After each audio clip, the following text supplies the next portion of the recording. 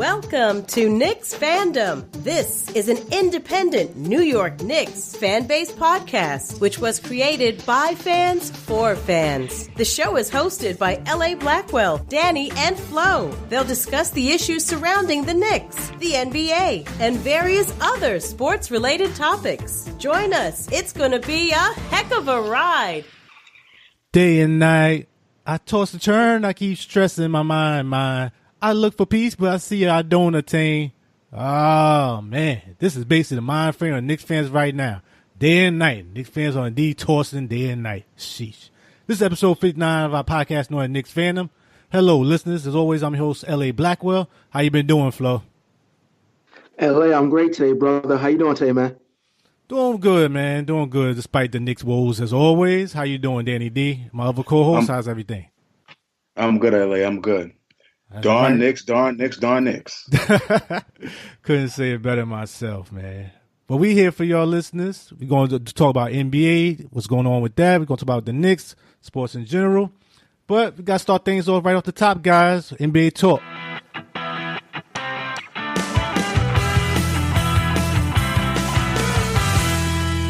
And we're going to start things off with the Chicago Bulls, who are doing worse than the Knicks right now. They recently fired former Bulls head coach Fred Hoiberg. The Bulls had lost 11 of their previous 12 games, and they had a 5-19 start. Good grief. Hoiberg NBA coaching records 115 and 155 overall. What are your thoughts, Flo, starting with you? L.A., let's be honest. Fred Hoiberg should have never been hired for the job in the first place. I know a lot of these NBA teams, they take chances on these college coaches. And when you look at the NBA right now, you have two NBA coaches from the college ranks that are successful, which is Brad Stevens of the Boston Celtics and Quinn Snyder of the Utah Jazz. But again, that's only a small hand for you. You got to look at it from this perspective. You're always taking that big risk when you're hiring a college coach. Bad coach hire.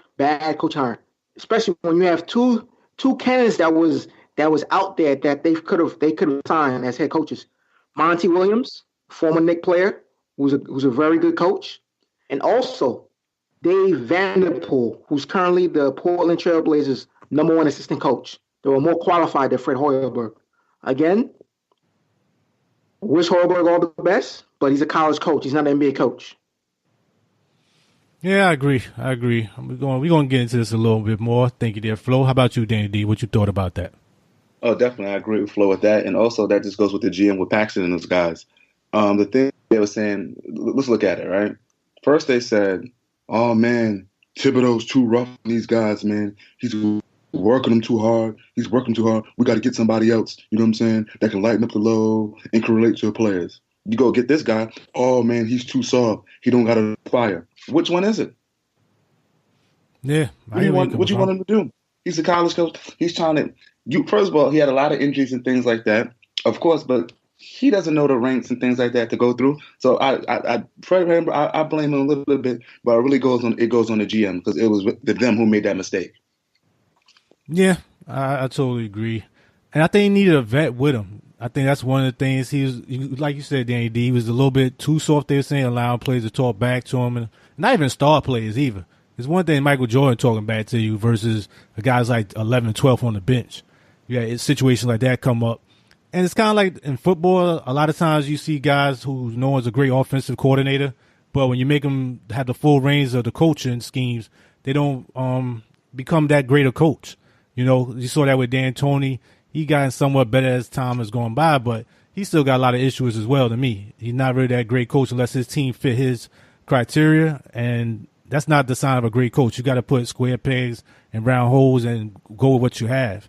And I think that's, like you said, he just had a lot of issues. But he didn't really get a good chance, even from the very beginning. Ton of injuries. Not the type of players that really run his system that you saw in college. And I just think he was really a guy that was probably too nice for the position at some point in time. What else you want to add to that, Flo? No, like you guys mentioned, yes, he would have benefited having a veteran NBA assistant coach. But again, here's a guy who just came from the college ranks. He would have been better off just going to the G League and coaching there first to get his coaching chops, so to speak, get that experience, and then come up to the NBA as an assistant coach and then move in as a head coach. You hired him straight from college, and he doesn't have no NBA experience whatsoever in terms of coaching. Yes, I know he played NBA ball for a couple of years. He was a good shooting guard. I got it. But again, he wasn't ready to coach in the NBA. He really wasn't. Like I mentioned before, gentlemen, I already mentioned two coaches already that were more qualified than he was, and they didn't get that chance to interview with the Chicago Bulls. And I understand D mentioned earlier that okay, they felt like Tom Thibodeau was rough, so they brought in Hoiberg. I understand Hoiberg is an offensive-minded coach, but again, LA, you mentioned this. You don't have the players that fit into the system. So what do you expect? Again, a guy that didn't deserve the job in the first place, but also, like D mentioned, you got a GM that doesn't know what he's talking about in Gar Furman. I saw an article, I believe, sometime this morning where in the 2016, 2017 NBA playoff season, you had Jimmy Butler and Dwayne Wade went to Fred Hoiberg and stated that they're not comfortable seeing Gar Furman around the team, especially when they said behind closed doors he was actually creating offensive plays for these guys, and they looked at it and they were shaking their head. So Hoiberg went to go see Gar Furman, and Gar Furman wanted to fire him on the spot, but he didn't do anything whatsoever. He just left it alone. But again, like I said, you got a GM that doesn't really know anything about basketball, and Gar Furman that should be fired with Hoiberg. John Paxson has a mess that needs to be cleaned up. He's got to clean this mess ASAP. You got some pieces there, but again, you have the wrong GM coaching this. You have the wrong GM with this team whatsoever. Yeah, and Bulls notorious for this. I remind me of the Tim Floyd situation. I think it was the same thing with him. You don't support the guys that you bring in, but you just think they're going to fix everything right away. And it doesn't always work like that. You saw that in the incident again. And to piggyback on the Bulls, some other good news for the Bulls. Recently, Lauri Marrkhanen finally returned from an elbow injury, which caused him to miss the first 23 games of the season. Marrkhanen led the Bulls to a much-needed win with 24 points and the game-winning basket over the Thunder in a 114-112 win, which also saw new Bulls head coach Jim Boylen's home debut. Unfortunately, they followed that win with an epic loss to the Celtics, 133-77. What are your thoughts about that, Danny D? Good thing for Mark to come back. They really, really, really, really need him. He's a star in the making, things like that. For the new coach, yeah, man, it's bittersweet because you won the first game, you beat Oklahoma, and then you got smacked by 56 by the Celtics. So it's going to be a lot of growing pains for the rest of the season. Get used to it. Yeah, they look into that lottery too, just like the Knicks, basically. What about you, Flo? What you think about that? For Mr. Boylen, a much-needed victory in his home debut. But again, it's going to be a long season for the Bulls.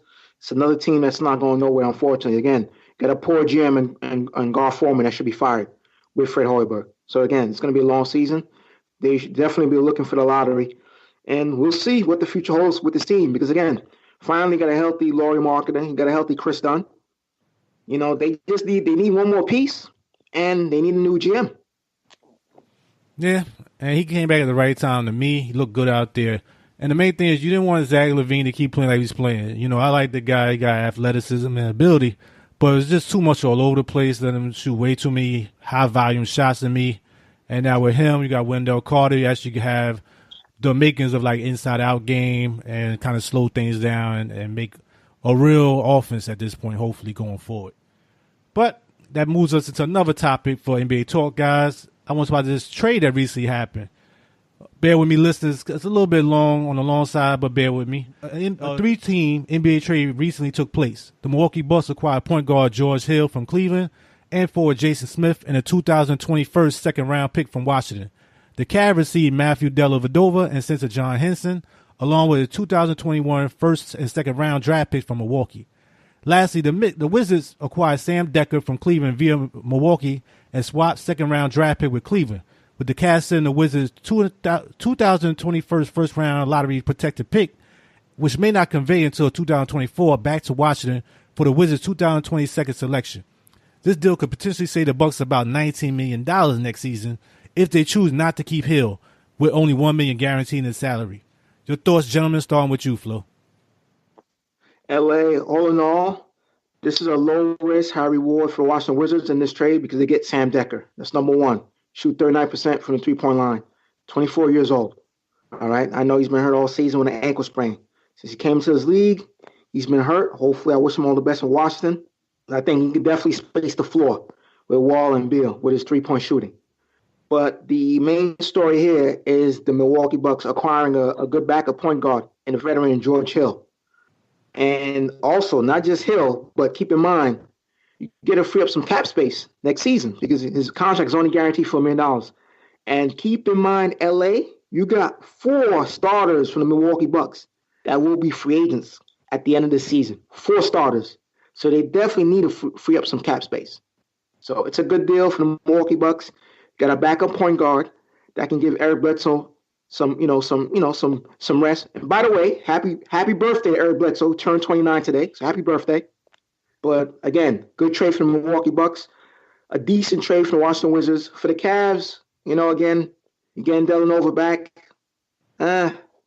In order to get some draft picks, you got to acquire a contract. So it is what it is for the Cavs. So interesting deal, to say the least. Very interesting deal. Milwaukee gets a shooter in George Hill, a good defender, and a good backup point guard that can give Eric Bledsoe a spell when he needs it. Yeah, I think you hit all bases on there, Flo. What about you, Dan D? Anything to add to that? Well, the same thing Flo said, because George Hill was a way upgrade over Matthew Dellavedova.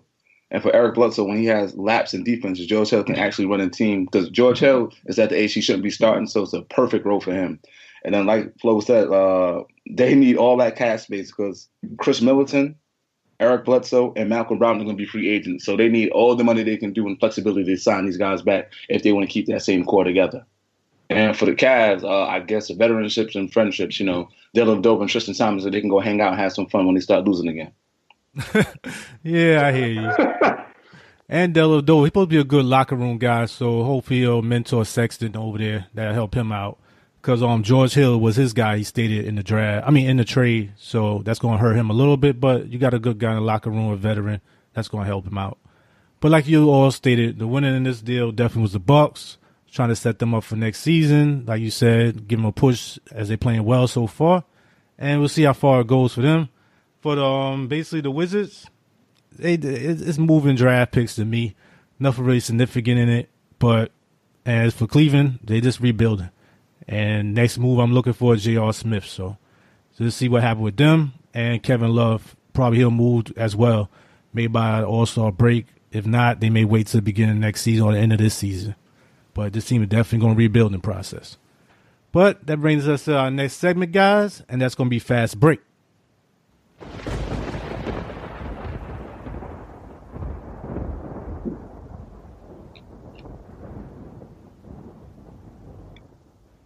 And for Fast Break, guys, I saw this little nugget in the news. I just want to get your opinion real quick about it. And it's regarding one of our favorite president of operation, Mr. Masai Ujiri of the Toronto Raptors. In a recent 2-day celebration for the Giants of Africa basketball program, Masai Ujiri stated, and I quote, "I'm confident to say there are 10 MBs walking around. There are 10 whoever's walking around in Africa. Africa's current population presently estimated between 1.2 billion and 1.3 billion. With the median age being 19.4 years, according to World Media's info. Fellas, is your jury being somewhat disrespectful to my man Embiid, or is he just being truthful? What do you think about it, Flo? Starting with you. LA, the answer is no. He's not being disrespectful, but he's not being truthful at all. When you look at the continent of Africa, again, you got to look at it from a different perspective. And the perspective you got to look at is like this. There's not too many 7-footers growing out there in Africa. Think about this. You got to invest, and you got to be able to find that player. You got to take the time to develop that player. You got to find a player that's interested in basketball. You got to find a coach that believes that player can get better and become an NBA ball player. So again, he's not being disrespectful, but he's not being truthful at all. Yeah, I hear where you're coming from with that. What you want to add to that, Danny D? Yeah, like I said, he's probably going with the basic probability. Of course, he'll probably say height. Height-wise, yeah, you can say it's probably another Embiid out there, another 10 at 7-footer. That's 2. But as skill as Embiid, no. Yeah, I thought about that as well. I don't agree with you, Danny D. I think you kind of not being disrespectful, but you kind of not giving Embiid his full credit to me for a guy who was basically really didn't play basketball till about what, maybe 17 or so. 17. Mm-hmm. And out there playing volleyball and stuff like that, and basically be all-star. And some talk about MVP, was already rookie of the year. Everybody's not going to have it just because you got the, long arms and got certain height and things of that nature. That's like saying it's a bunch of players in Nigeria because Hakeem Olajuwon came from over there. I'm still waiting for the next Hakeem. I haven't seen it yet. So I think you got to wait and see. It's good that you're looking in different places for the talent. And, that's always a good thing in a more talented NBA. It makes the game more global. It's more interesting for different people in different places. But I don't think you just think it's 10 whoever just by saying that. Even if you see the talent there, like you stated before, Flo, doesn't mean this person's going to stick with basketball just because you have that athleticism as well. You have to have some passion for the game as also, So I think that's being a little presumptuous at the end of the day. But I just want to get y'all guys' thought about that. Listen, you can let us know what you think. Maybe you agree with Masai. Maybe you agree with us. Or maybe you're somewhere in between. But I just want to put that out there. I thought that was a little interesting tidbit. So I want to put it out there, guys. And that was for Fast Break. That goes into our next segment, which will be Open Court, guys. And for Open Court, what you got for us, Danny D, for Open Court today? All right, in Open Court, we're going to talk about my man, the Greek. So in the summertime, what do a lot of NBA stars like to do, guys, over the summertime? What do a lot of NBA stars like to do? I'm just giving a work out, a lot of times with each other in basketball courts and things like that. All right. So they got this guy named Chris Brickley's Black Ops. He has a camp that he really runs with Open Run, where Carmelo Anthony, James Harden, Kevin Durant, LeBron James, even our guys Cantor and Klay Anthony Early be out there balling. So they asked Anthony Cooper if he wanted to go run with those guys. And he graciously said, no, thank you. He said, listen, I'm not going to be buddy-buddy with you guys in the summertime. And then when it's time to play get real in the NBA season, I got to know my moves and all that. So he declined. So basically, that's what it is. They're saying how the Greek Freak, Anthony Cooper, refused to work out with other workout stars over the summertime. Yeah, I heard something about that as well on the back end of it. It was refreshing to me, be honest. He's a throwback guy, man. Right off the top, just talking about that, the way he's getting his body in shape from the first couple of years he got in the game. And now even his game, like going to the basket so much, it's refreshing. It's throwback mentality. It's what we've been waiting to hear. And I like the young guys talking like that, I don't want, Magic playing against Bird in the summer. Get out of here. What you want to add to that, Flo? LA, I actually agree with you. I love that statement from the Greek Freak. I don't have a problem with it whatsoever. Him not working out. I know that he works out every summer with Kobe Bryant, but keep in mind Kobe Bryant is retired, so I don't have a problem with it. Like you said, LA, he's a throwback, and I respect that. So you know what? Kudos to the Greek Freak. I got no problem. I have no issues with it whatsoever. And you know what I think added to that too? He's not from the ACU mentality, He didn't really grow up in that.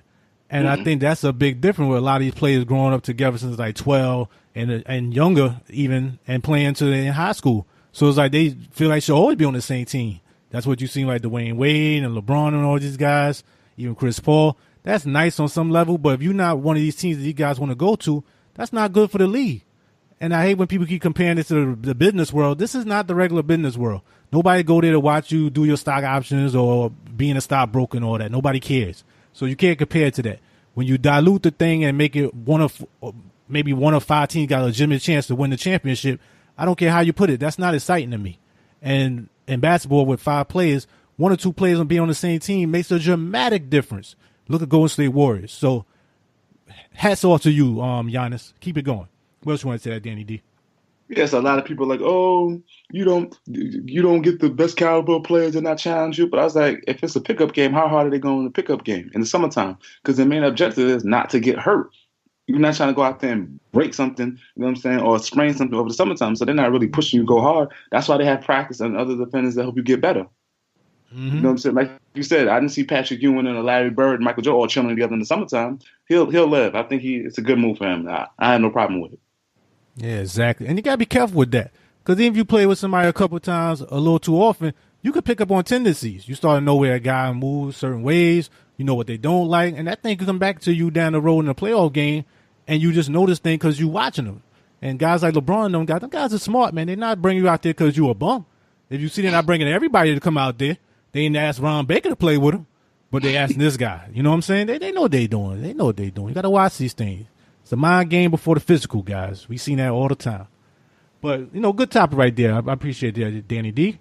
And that brings us right to our next segment, listeners. And we're going to start off with Knicks Week Roundup.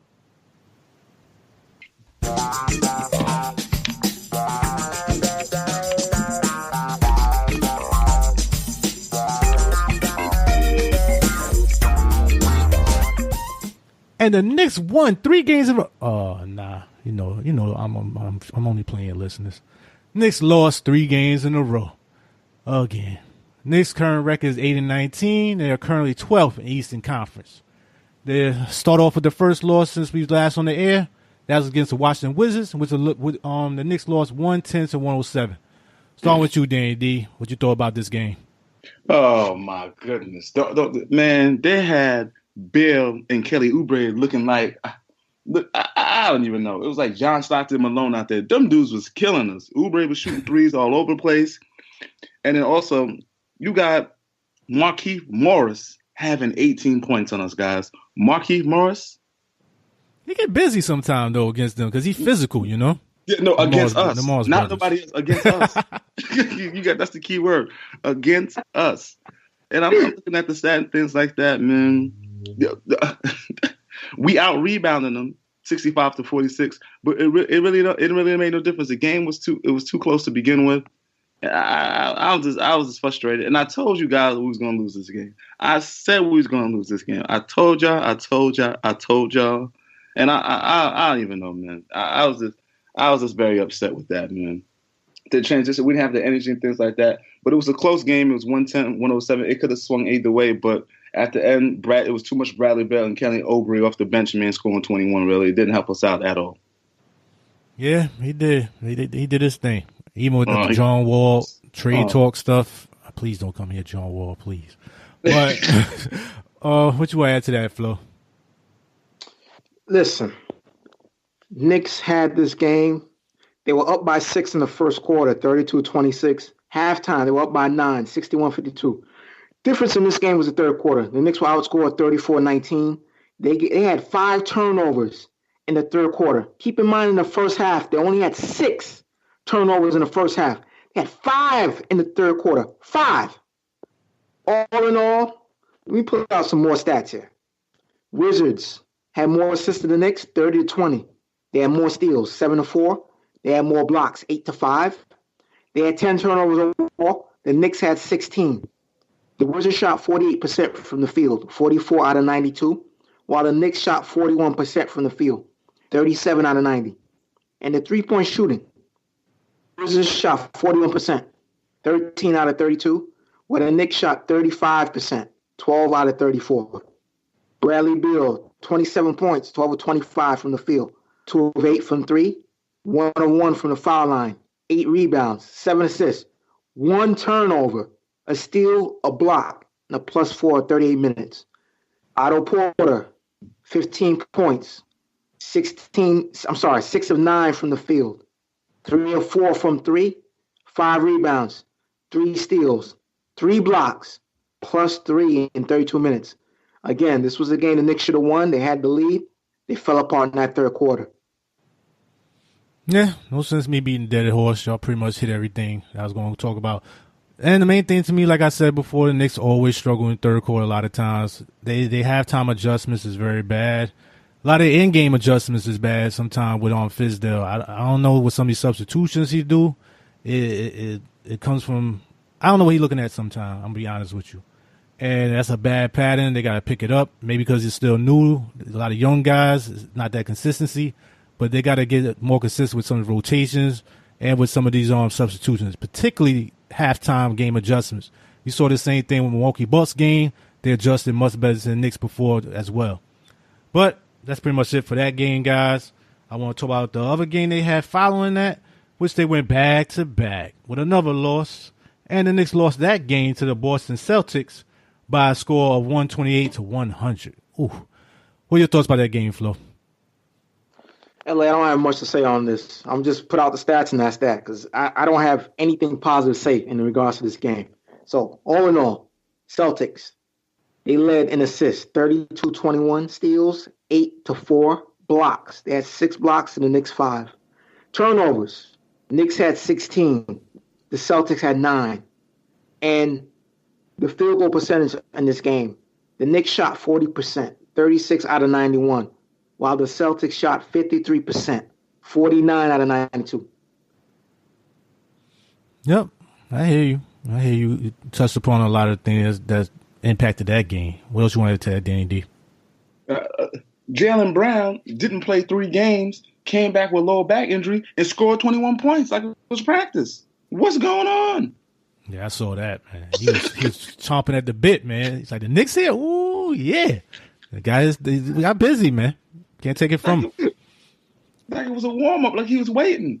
He didn't play 3 games. Usually when you don't play 3 games, you come back, you score 10, 11 points. It's like, nah, I'm going to go for 21 this game, guys. It's the Knicks. They got busy on us one time. They embarrassed us. No more, not tonight.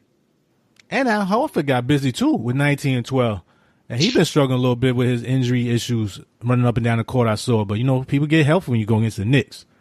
But, only thing else I looked at that was this, I know Marrkhanen, he likes to start. And he said he can't really get warmed up when he's on the bench and everything. But I don't see much different in him starting. 18 points, 3 rebounds, 2 assists, 3 points. That's not doing anything for the Knicks, man. When you're getting 17 points with Tatum over you. And it's like Hardaway played okay. But like you said, Kanter again, double-double. Vonleh was okay. But just didn't really see them in the game at all to me. They really didn't look that interested for the most part. Kyrie was doing his thing. Nobody really stopping anybody in the paint. A lot of layups and stuff like that. Not a good effort at all against a Eastern Conference rival. It's one of those teams that should be up for.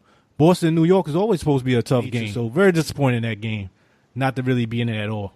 And then to follow that up with another loss to another Eastern Conference rival in the Brooklyn Nets, which there was more into this game. That was the return of Frank after 3 DNPs. So I'm happy to see that. He has a little spunk coming back. But again, the result was the same. What you want to add to that, Flo?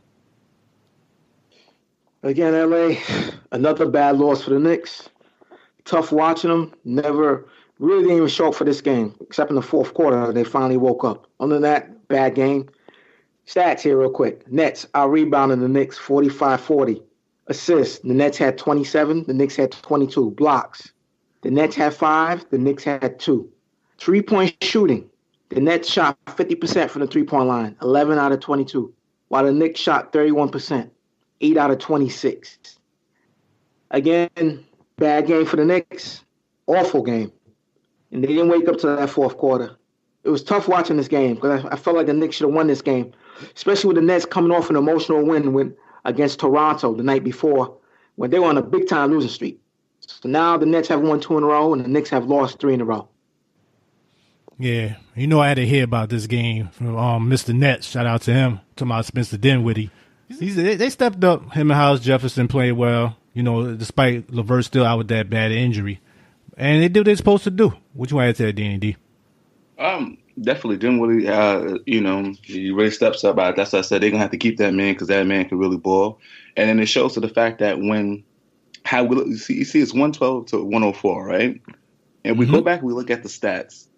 That's when I said when we shooting up threes, chucking up threes, that's what I said. When Fizdale told him, no, you got to tell Tim Hardaway, if you're still chucking up threes and it's not going, please go to the basket and work your mid-range game. He was 0 for 5 for threes. After the third one, after the fourth one, no, you don't shoot. Try to go to the basket, go to the foul line so we can stop the clock and get some easy baskets so we can cut into the lead. But, hey, I'm not a coach.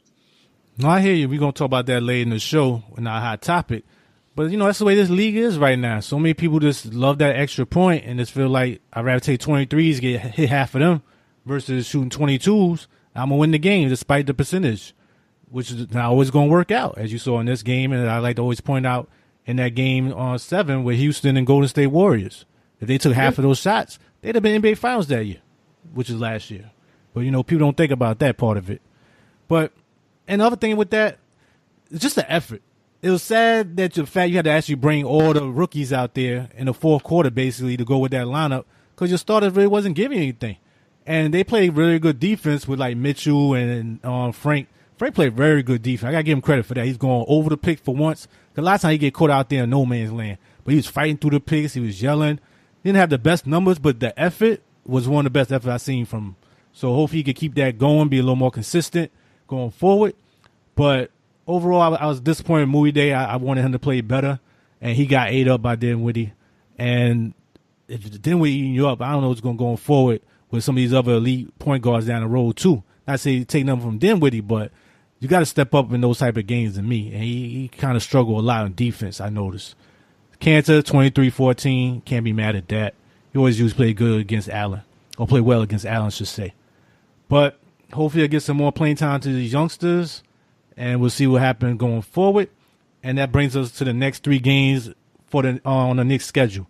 What's your prediction for these games, guys? It's a home game with the Hornets, away game with the Cavs, and away game with the Hornets. What you think about Danny D? I'm thinking 1 and 2, but please let's go 2-1. That's it. They have to beat the Cavs and smack them up and try to steal one from the Hornets. I don't care if it's away at home. Just try to steal one. At this point, I wouldn't be shocked with 0-3 where they playing. What you think about it, Flo? Believe it or not, I'm going to say the Knicks will go 2-1. They'll beat the Hornets at home.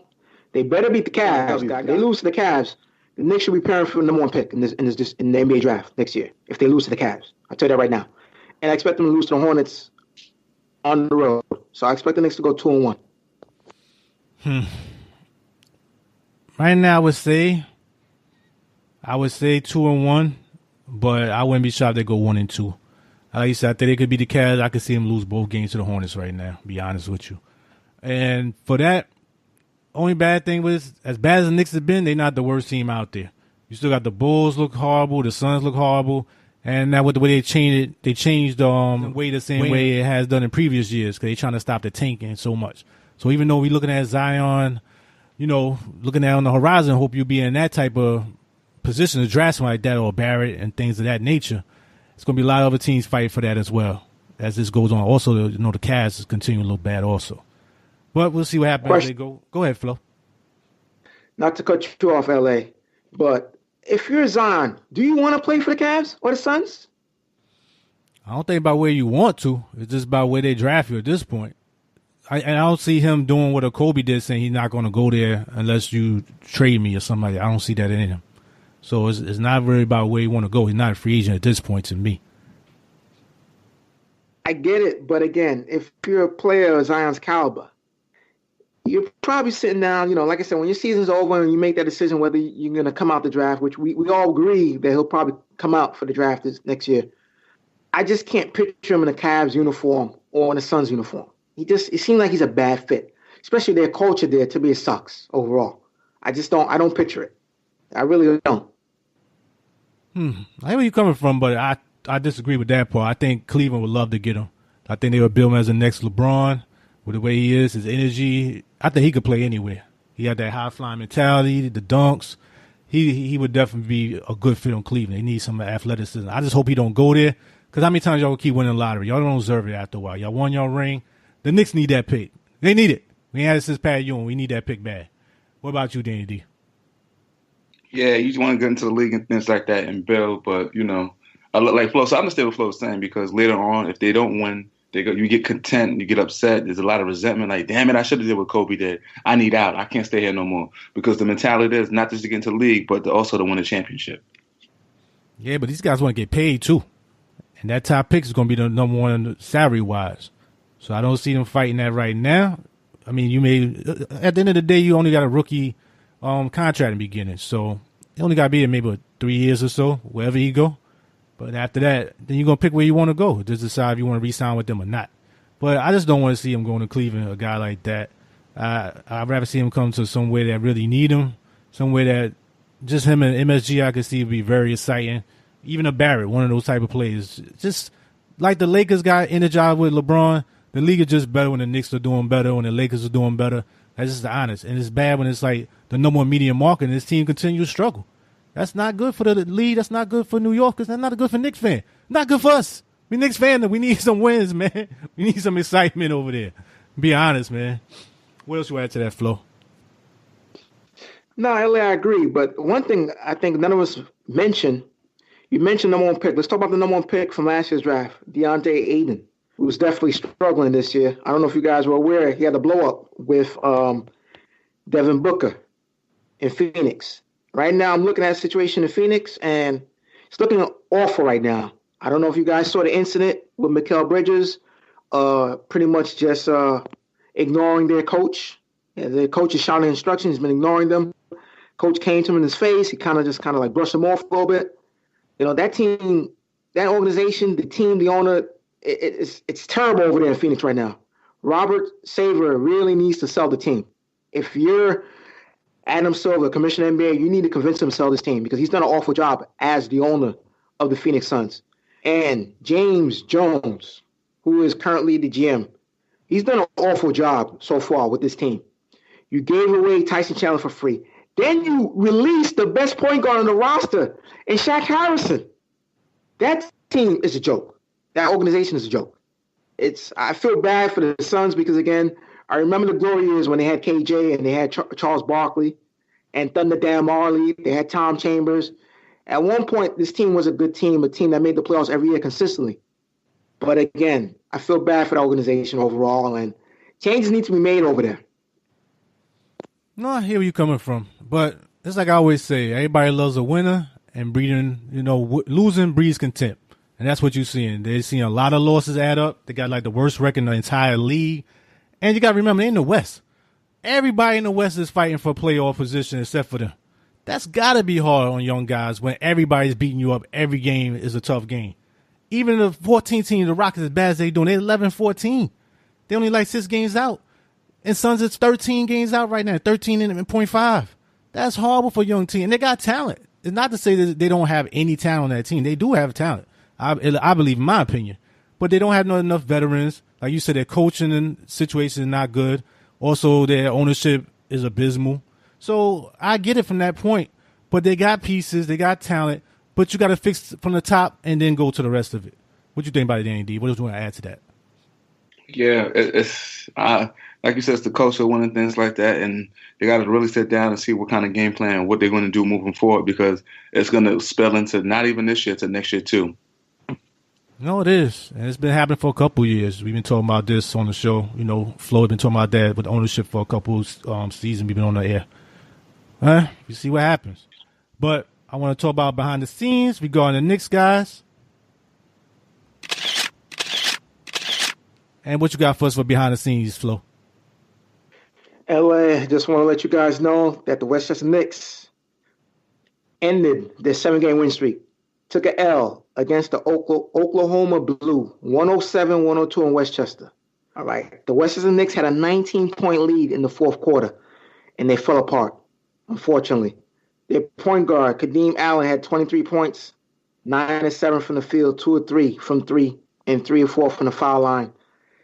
But the biggest issue in this game, in my opinion, was the free throw disparity. The Knicks went to the foul line 11 times, and the Oklahoma Blue went to the foul line 27 times. Again, tough loss. They had a 19-point lead, and hopefully they'll figure it out and get back on winning ways.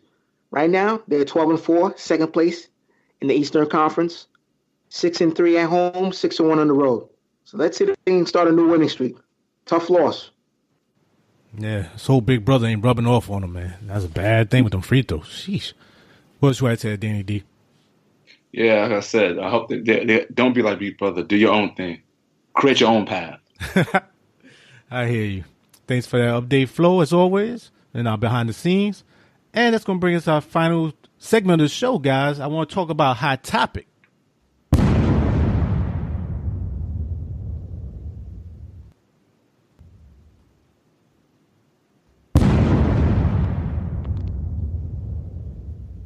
And for a hot topic for today, guys, here's a few comments from Spurs coach Greg Popovich recently laminated the current aesthetics in the NBA, saying there's no basketball anymore. There's no beauty in it. He said these days there's such an emphasis on the three-pointer because it's proven to be analytically correct.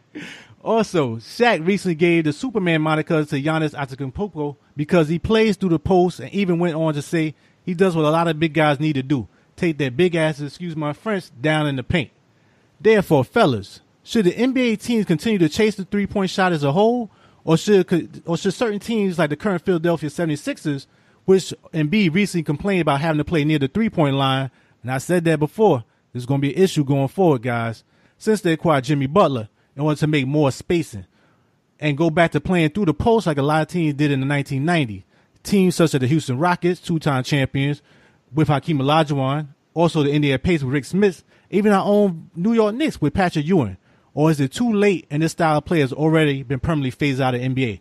Starting with you, Flo, what's your thoughts? LA, hate to say this, but Coach Pop is correct. The game of NBA is getting boring to watch. You know, the style has definitely changed. Guys like Enes Kanter are being phased out because they can score in the post.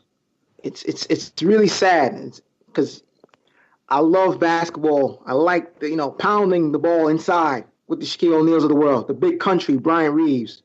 You know, I used to play with the Vancouver Grizzlies. I miss those days of NBA basketball. You really don't have that too much anymore, and it definitely is a shame. Pop is 110% correct. I remember an old saying.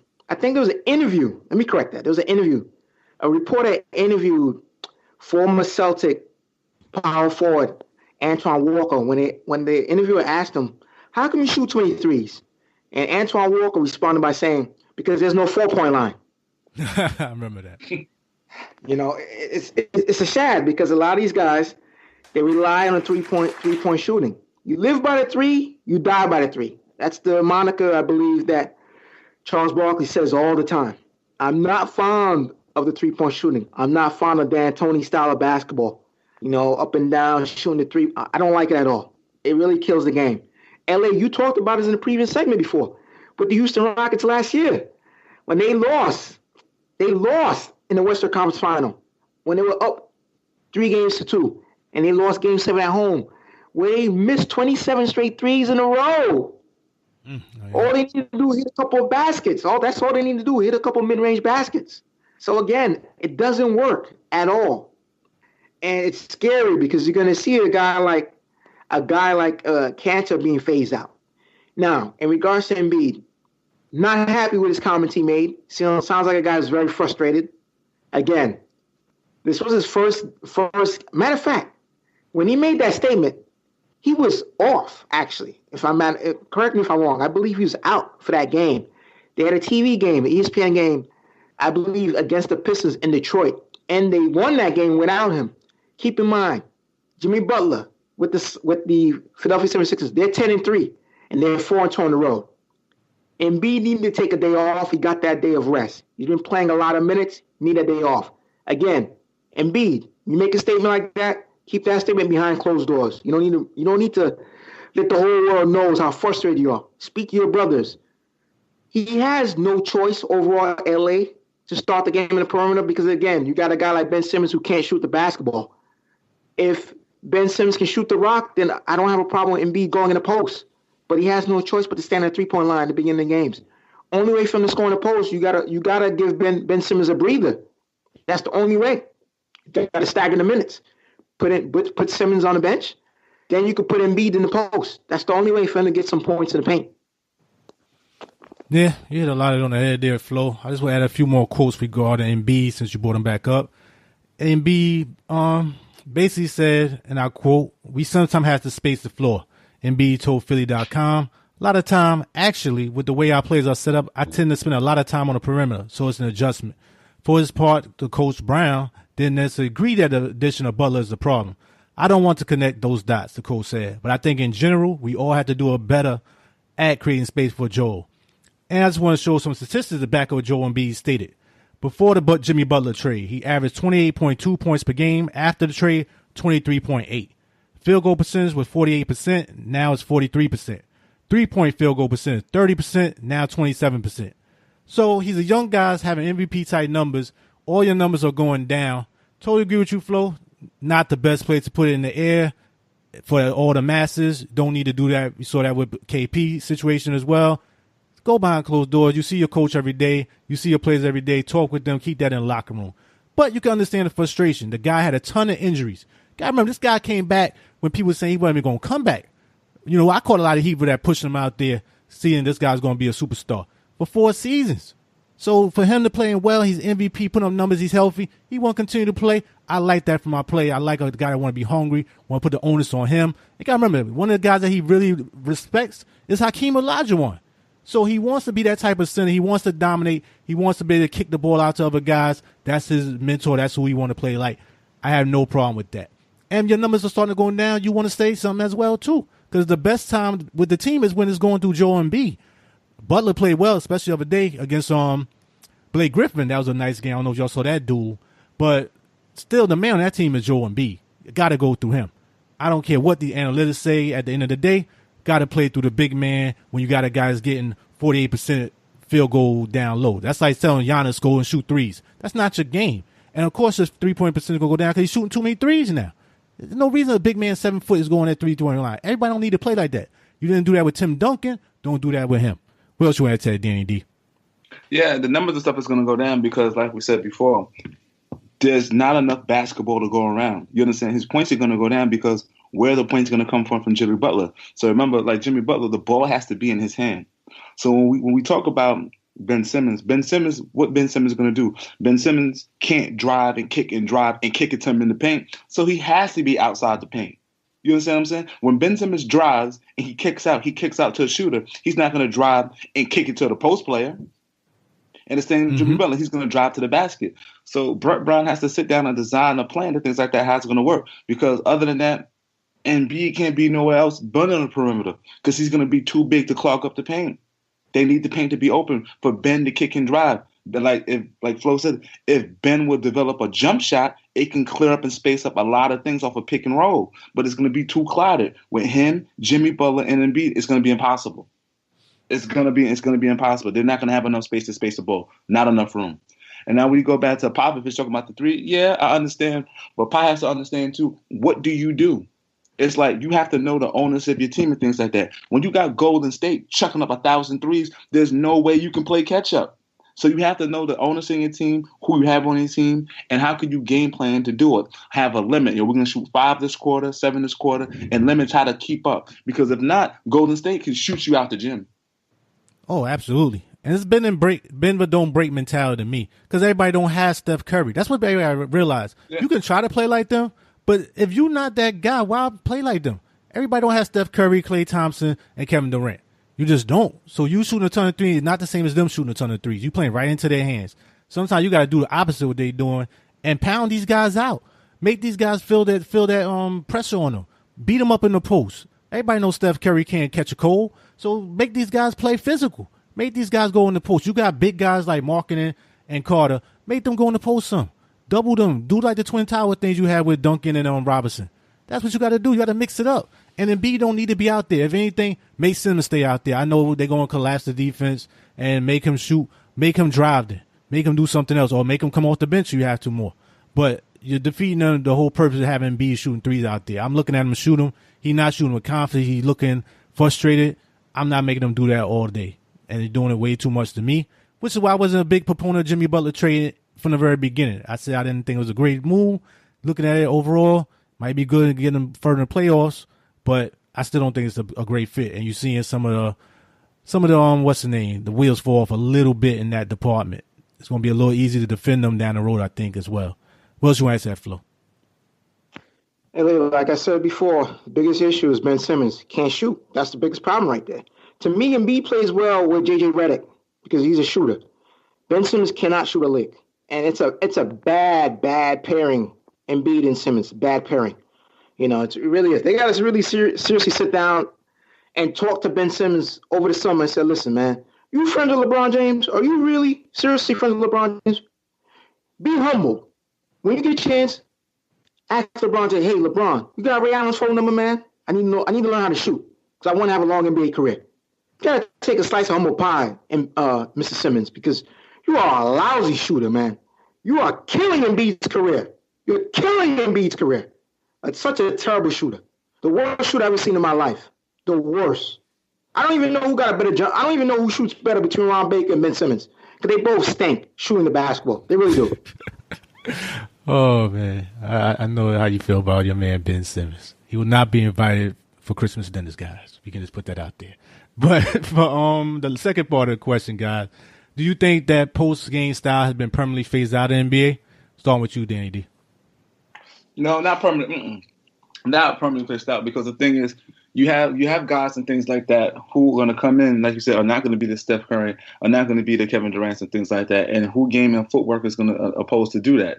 No, not phased out, but limited, yeah, but phased out, no. Okay, I see where you're coming from. What about you, Flo? What you think about that? Yeah, like I said earlier, gentlemen, it is being phased out. You don't see too many Ennis Cantons out there, in the NBA. It's phasing out. And you brought up a good point earlier. I don't know if you remember the first game when Milwaukee played Golden State. What did Milwaukee do to beat Golden State? They pounded the ball inside of Giannis.